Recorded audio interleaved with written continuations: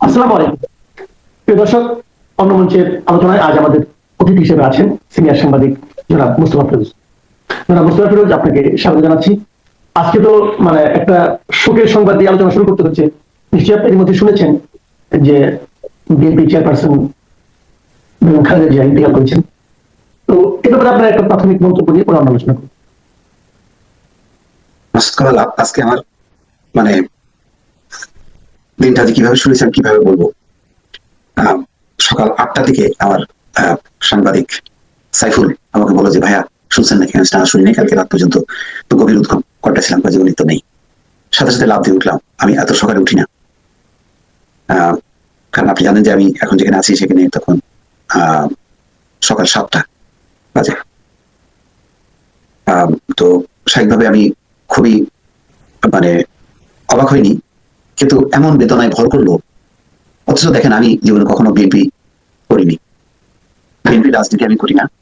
BNP রাজনীতি করার জন্য অসংখ্য মানুষ আছে, কিন্তু বারবার আমার এই খবরগুলো তখন আমি তাদের টেলিভিশনটা ছেড়ে দেখছিলাম, আর কিছুক্ষণ পর পর আমার চোখে পানি পড়া পড়ছিল। আমি বারবার নিজেকে আবার জিজ্ঞাসা করলাম যে আমি কাঁদছি কেন। পরে ভাবলাম যে আসলে বেগম খালেদা জিয়ার তো আসলে শুধু এখন বিএনপি না, এখন দেখেন আমরা সবাই গণতন্ত্রের জন্য কথা বলছি, এবং সত্যিকার একটা ভোটের মাধ্যমে গণতন্ত্র প্রতিষ্ঠা হোক, এই আকাঙ্ক্ষাটা আপনারও ছিল, আমারও ছিল। এই আকাঙ্ক্ষা ধারণ করে বা এই আকাঙ্ক্ষাকে প্রতিষ্ঠিত করার জন্য তো বেগম খালেদা জিয়া তার যখন তিনি সুস্থ ছিলেন, কারারুদ্ধ হওয়ার আগ পর্যন্ত এই লড়াইটা করে গেছেন। তো এটা তো শুধু বিএনপির অ্যাসেট হতে পারে না বা বিএনপির বিষয় হতে পারে না, এটা সবারই গণতান্ত্রিক আমি সকল মানুষের আসলে তিনি প্রেরণা। অতীতেও দেখেন এরশাদের সময় আন্দোলনে তিনি আপোষহীন নেত্রী যে খ্যাতি পেয়েছেন, কেন পেয়েছেন? কারণ তিনি আপোষ করে নির্বাচন করেননি। বেগম খালেদা জিয়া রাজনৈতিক জীবনে আপোষের কোনো জায়গা নেই। ভুল ত্রুটি নিয়ে আপনি আলোচনা করতে পারেন, কিন্তু তিনি কোনো শক্তির কাছে আপোষ করেছেন সেটা কিন্তু হয়নি। সেটা শেখ হাসিনা হোক, এরশাদ হোক, কোন শক্তির কাছে। 43 বছরে তার রাজনৈতিক জীবনটা একটা দৃষ্টান্ত। কিন্তু যে কোনো গণতান্ত্রিক আন্দোলনে আমরা নেলসন ম্যান্ডেলার কথা জানি, তিনি সংগ্রাম করেছেন অধিকার প্রতিষ্ঠার জন্য। ইয়াসির আরাফাত ফিলিস্তিনিদের অধিকার প্রতিষ্ঠার জন্য আন্দোলন করেছেন। বেগম খালেদা জিয়ার জীবনের কিন্তু একটা লম্বা সময় গেছে এই আন্দোলন সংগ্রামে। একেবারে গৃহবধূ থেকে এই উত্থান, যার কোনো রাজনীতি বিন্দু বিসর্গ নেই, তিনি কিন্তু তার জীবনের সংগ্রাম আন্দোলন খেয়াল করেন যে তিনি কোনো আসনে কখনো 5 বার দাঁড়িয়ে কোনো আসনে তিনি হারেননি। তো এই অবস্থায় আজকে তার মৃত্যুর মধ্য দিয়ে তিনি কিন্তু আসলে শুধু বিএনপি না, আমি বলবো যে সারা বাংলাদেশের মানুষের হৃদয়কে স্পর্শ করেছেন এবং সেই হৃদয়ের মণিকোঠায় তিনি জায়গা করে নিয়েছেন। এটা এই কারণে আমাকেও, আমি বিএনপি না করা মানুষ সত্ত্বেও আমাকে বারবার স্পর্শ করছে। এবং আমি সকালে যখন ভিডিওটা করি, প্রথম খবরটা দেওয়ার চেষ্টা করি, সাংবাদিক হিসাবে আমার যেভাবে একটা নির্মোহ থাকার কথা ছিল, আমার কিন্তু বারবার গলাটা ধরে আসছিল। এটাই হচ্ছে বেগম খালেদা জিয়ার, আবার মনে হয় যে তার রাজনৈতিক জীবনের শ্রেষ্ঠ হয়ে যে তার রাজনীতির বাইরের মানুষগুলোকেও সেই স্পর্শ করতে পারে, তাদেরকে নাড়িয়ে দিচ্ছে।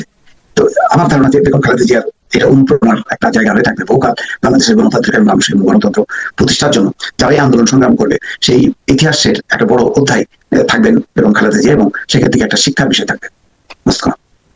জি, আসলে তবে একটা সুখের খবর যে উনি মারা যাওয়ার আগে বেশ কিছুদিন আপনার খুবই আইসিইউতে ছিলেন, কিন্তু যতদিন ওনার সর্বশেষ যখন ওনার জ্ঞান ছিল, আমার ধারণা উনি এতটুকু বুঝতে পেরেছিলেন যে দেশ একটা গণতন্ত্রের দিকে যাচ্ছে। কারণ উনি তো আমি তো বলবো উনি রাজনৈতিক প্রতিহিংসারও শিকার ছিলেন দীর্ঘদিন। তারপরেও উনি যখন ওনার শেষ দিকে যেতে পেরেছিলেন যে এখন দেশ একটা নির্বাচনের দিকে যাচ্ছে, এই উপলব্ধিটা উনি নিয়ে যেতে পেরেছেন, এটাও আমি মনে করি একটা আমাদের জন্য প্রাপ্তির। যা হোক, মানুষ তো অমর হয় না, মানুষকে যেতেই হয়, এটাই স্বাভাবিক, এটাই প্রকৃতির নিয়ম, দুনিয়ার নিয়ম। এটা সেই নিয়ম যতই আমাদের জন্য বেদনাদায়ক হোক না কেন, এটা তো হতেই থাকে। একটু রাজনীতির প্রসঙ্গে আসি, ছোট করে বলবো, আমরা রাজনীতি খুব আলোচনা করবো না। নতুন যে পরিবর্তন গুলো হয়েছে নিশ্চয়ই আপনি জানেন এগুলো, যে এনসিপি জামাতের সঙ্গে জামাতের যে জোট, সেই জোটে যোগ দিয়েছে, এটা নিয়ে আপনি একটু বলবেন। আর আরেকটা জিনিস হলো আসিফ মাহমুদ সজীব ভুইয়া, আমি তাকে ডক্টর ইউনূসের যে ক্যাবিনেট ছিল, সেই ক্যাবিনেটের যে দুর্নীতির প্রতীক হিসেবে আমি চিহ্নিত করি। আর আমার ব্যক্তিগত বিষয় কিনা জানি না, আমার কাছে এরকম মনে হয় উনি সেই দুর্নীতির প্রতীক। তো উনি এখন এনসিপি নির্বাচন পরিচালনার দায়িত্ব পেয়েছেন। কেমন হবে এনসিপি যে যাত্রা, শুরু, সম্ভাবনা এবং এখন ক্ষমতার কাছে যাওয়ার যে চেষ্টা, কিভাবে দেখছেন আপনি এটাকে? এখানে সুবিধাবাদিতার এবং আপোষকামিতার একটা চরমে দেখলাম। জামাত ইসলাম বলে যে তারা সৎ রাজনীতি প্রতিষ্ঠা করবে। সৎ রাজনীতি প্রতিষ্ঠা করতে গেলে সৎ মানুষ বা সৎ সঙ্গ লাগে।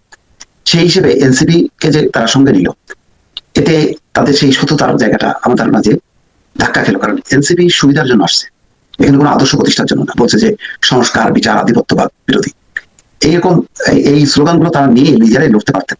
যেখানে শেখ হাসিনার মতন শাসনকে টলা দিতে পারছে, তখন তাদের ক্ষমতা ছিল না, তারা এমপি ছিলেন না, মন্ত্রী ছিলেন না। আর এখন তাদের 30টা আসনের জন্য বা 30টা আসনের জন্য এই যে তাদের অবস্থানটা, রাজনৈতিক অবস্থান, সেই অবস্থানে করে জামাত ইসলামের কোনো অ্যাড হয়নি, মানে তার সততার রাজনীতি, বড় বড় যে ভুলিয়া উড়াতো, সেটা যেমন হয়নি। আর এনসিপি তো মানে যে মাইনাস হতে শুরু করছে, এটা মানে শেষ প্রান্তে চলে আসছে। মানে এই ক্যাবিনেটে, ইউনিসের ক্যাবিনেটের সবচেয়ে বিতর্কিত, সবচেয়ে সমালোচিত ব্যক্তি হচ্ছে আসিফ মাহমুদ সজীব ভুইয়া। সেই সজীব ভুইয়া এনসিপিতে আসার জন্য দর কষাকষি করলো, কিন্তু এনসিপি নেতারা বলতো যে এখানে তো জায়গা নেই। সেই কারণে সে স্বতন্ত্র নির্বাচন দাঁড়াবে, এটা সেটা নানা কিছু করলো, করে তিনি ঠিকই চলে আসলো। আবার দেখলাম যে নির্বাচনটা ঝুঁকিপূর্ণ হবে, নির্বাচনে নাও জিততে পারে, কিন্তু আবার মুখপাত্রের দায়িত্বটা সে নিয়ে নিল। মানে শুধু সুবিধা, ক্ষমতা, এই যে জায়গাটা দেখলাম। অথচ যারা সুবিধা আর ক্ষমতাটা চিন্তা করে না, তারা কিন্তু ছিটকে চলে গেল। তাসলিম যারা একটা মানে এনসিপির একটা উজ্জ্বল তারকা আমি বলতাম, তার সাথে আমি বারবার মানে ভাবতাম যে এই মেয়েটার সাথে তো এই এনসিপির এই রাজনীতি, এই দ্বারা যায় না, এটা নিশ্চয়ই ঠিক থাকবে না। ঠিকই তাই, মানে ধাক্কা খাইলে ছিটকে বেড়ে আসলো। মাহফুজ আলম দেখেন, মাহফুজ আলমকে নিয়েও সমালোচনা আছে, কিন্তু এরকম আসিফ মাহমুদের মতন এরকম ভয়ঙ্কর ভয়ঙ্কর সমালোচনা নেই। সেই 300 ফিটের যে হাঁসের মাংস ওটা খাওয়া কত সেটা না পেয়ে যায় না। ওয়েস্টিনে জামাত ইসলাম মানে তার বড় সামনে দেওয়ার কারণে টিকে হাঁসের মাংস, যদিও তার তো সমালোচনা শেষ নাই, এটা একটা সমালোচনা মাহফুজ আলমকে থাকবে, তারা কিন্তু এনসিপির অর্জনটা করেন। আমি একেবারে মানে এখানে একদিকে দেখা যাচ্ছে কোনো অর্জন হলেও পরিসর হলেও, তার মানে এটা হচ্ছে জাতীয় পার্টির একসময় দিকে আরেকটা যত ক্ষমতা, যত ভোগের রাজনীতি, এমপি হওয়া, মন্ত্রী হওয়ার চেষ্টা করছে, যেহেতু তত যেমন করেছে শুরু করছে এর উপরে। তো এনসিপিরও সেই আকাঙ্ক্ষা, লক্ষ্যটা কতখানি বাস্তবিত হবে যায় না, পূরণ করতে যে জামাত ইসলাম কিন্তু জাতীয় পার্টির সাংগঠনিক দিক থেকে বেহাল দশায় যাবে। যদিও তার তো সমালোচনা শেষ নেই, এটা একটা সমালোচনার পার্টি থাকবে, কেন তারা কিন্তু এনসিপির অর্জনটা আমি একেবারে পুরোপুরি বিসর্জন ছাড়া আমি কোনো অর্জন দেখি না। তার মানে জাতীয় পার্টি দেখেন একসময় অবস্থা হইতে যে দিকে যত ক্ষমতা, যত এমপি হওয়া, এই আন্দোলন করার চেষ্টা করছে, তত যেমন মানে শুরু করছে। এনসিপির সেই আকাঙ্ক্ষা পূর্ব অবস্থান ছিল গণভোটের পিয়ারের জন্য আন্দোলন, ওই একটা ইস্যু যখন টিকতে পারেনি, সেটা মুখ থুবড়ে পড়ছে। এখন ওই শক্তিটা ইনকলাব মঞ্চকে সামনে রেখে তার ব্যানারে তারা সংগঠিত হয়েছে। এখানে যত মুখ, তার 90% মুখ হচ্ছে জামাত শিবিরের, একদম সরাসরি প্রত্যক্ষভাবে। তাদের ওই খেজুর বিতরণ, পানির বোতল বিতরণ, তাদের makeup, get up, dress up, সবকিছু সাথে সেই জামাত শিবিরের সেটা না মানে পূরণ করতে যে তারাও কিন্তু এই জাতীয় পার্টির মধ্যে সাপটা দিয়ে বেহাল দশা হাসির মাংস দিয়ে যাচ্ছে। এইগুলি কিন্তু মাহফুজ আলমের মধ্যে নেই। সেই মাহফুজ আলম কিন্তু নির্বাচন করতে পারতেন। তার মানে এখানে একদিকে দেখা যাচ্ছে ক্ষুদ্র হলেও পরিসর হলেও একটা হচ্ছে ত্যাগের আদর্শের রাজনীতি এনসিপি, আর একটা হচ্ছে ভোগের রাজনীতি, ক্ষমতা রাজনীতি। এই ক্ষমতা রাজনীতিটা মানে এনসিপির উপর